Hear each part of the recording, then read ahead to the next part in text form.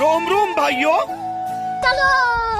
তো বন্ধুরা, আমি এসেছিলাম দুর্গাপুর চিত্রালয়ে আন্ডার ওয়াটার টানাল দেখতে। ভিতরে ঢুকে দেখি শুধু কাঁচের ভিতরে মাছগুলো ভরা রয়েছে, তাও আবার ছোট ছোট মাছ। মাছগুলোও এত ভালো পরিষ্কার ছিল না, তাই ভালো করে দেখা যাচ্ছিল না। আমাদের টিকিটের প্রাইস ছিল 150 টাকা, তাই মাছগুলোকে দেখে অল্প টাইমটা বেশি লাগাচ্ছিলাম এবং সেখান থেকে এগিয়ে যাই আর দেখতে পাই আন্ডার ওয়াটার টানাল। তো গাইস, এরপর আমরা ঢুকতে চলেছি সেই দুবাইয়ের আন্ডার ওয়াটার।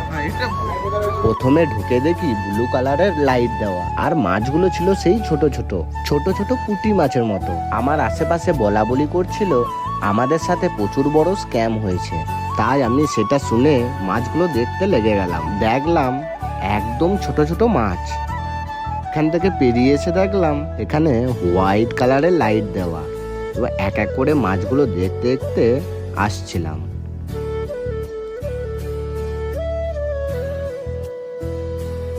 দেখলাম উপরে সেরকম বড় মাছ ছিল না, যা ছিল সব ছোট ছোট মাছ। ওর দিকে তাকিয়ে দেখলাম একটা বড় মাছ একটা মাছকে মুখে করে ধরে আছে, তাকে খাবে বলে। সঙ্গে দেখলাম কিছু মিডিয়াম টাইপের মাছ। এদিকে আমার বোন হাই করে দিল, আর আমি সেলফি জোনে এসে কিছু সি অ্যানিমেলের সাথে সেলফি নিয়ে নিলাম।